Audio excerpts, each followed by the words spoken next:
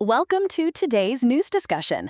We've got several stories to dive into, starting with some significant developments in international relations and politics. Sounds good. I'm ready to get started. Let's begin with a story about a high-level meeting between the CIA director and Cuban officials. The Cuban government has confirmed that CIA Director John Ratcliffe met with officials from the Ministry of the Interior during his visit to Havana. That's interesting. What was the purpose of this meeting, according to the reports? The meeting was reportedly held to foster political dialogue between the two countries, which have had strained relations for a long time.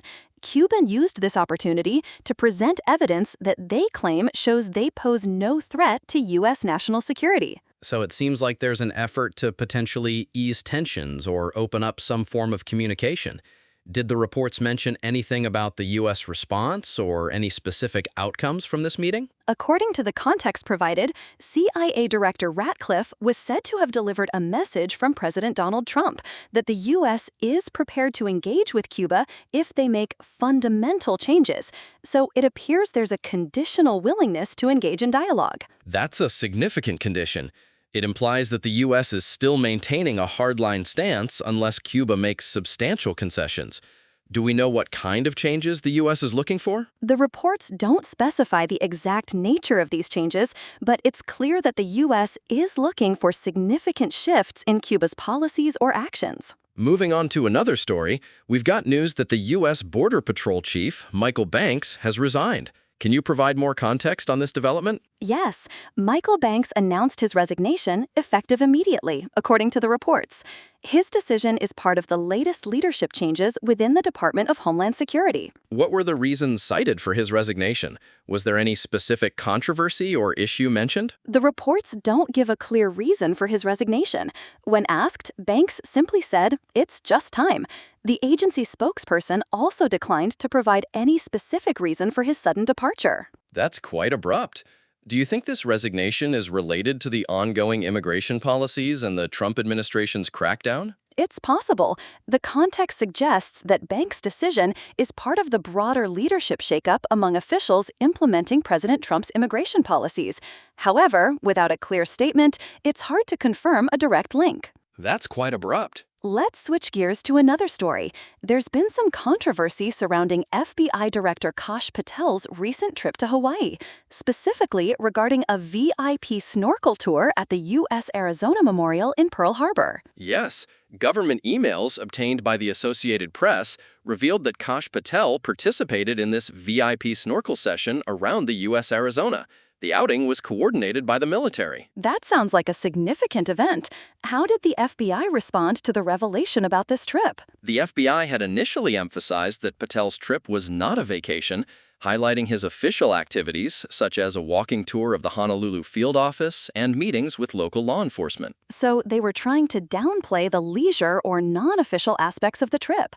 Do you think this VIP snorkel tour could be seen as a deviation from the usual protocol or expectations for an FBI director's visit? It's certainly unusual.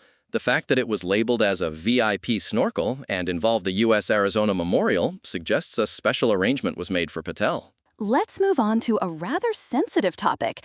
There's news that Israel plans to sue the New York Times over an article alleging widespread sexual violence against Palestinian detainees by Israeli soldiers, prison guards, and settlers. Yes, Prime Minister Benjamin Netanyahu has instructed his legal advisors to consider suing the New York Times and one of its journalists for defamation over this article. How did the New York Times respond to Israel's decision to sue? Was there any immediate reaction or statement? According to the reports, the New York Times doubled down on the report, which highlighted testimonies of Palestinians who were allegedly raped in Israeli detention. This is a highly contentious issue.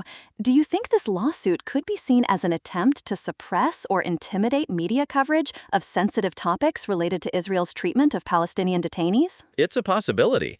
The decision to sue could be perceived as a way to deter further reporting on these allegations. However, Israel's perspective is that the article contained defamatory content. Let's shift to some domestic Indian politics news. The Congress Party has named V.D. Satheesan as the next Chief Minister of Kerala after a period of intense lobbying and speculation. That's right. The decision came after more than a week of suspense following the Kerala Assembly elections, in which the Congress-led UDF secured a landslide victory. What was the reaction from within the party, especially from those who might have been contenders for the chief minister position? K.C. Venugopal, a senior Congress leader, welcomed the decision wholeheartedly, congratulating V.D. Satheesan and expressing confidence in his leadership. It seems like the party's trying to present a united front. Do you think this decision will help stabilize the political situation in Kerala? It's likely. By finalizing the leadership, the Congress is now in a better position to focus on governance and implementing their election promises. As we've covered all the major stories for today, let's wrap up by summarizing the key points. We've discussed the CIA director's meeting with Cuban officials, the resignation of the U.S. Border Patrol chief, the controversy around the FBI director's trip to Hawaii, Israel's decision to sue the New York Times, and the Congress Party's choice for the Kerala chief minister. That's a wide range of topics. I think we've provided a good overview of the current events. Indeed. Thanks for engaging in this discussion, Matt. Thank you, Dana. It's been informative. And that's all for today's podcast. Thank you for listening.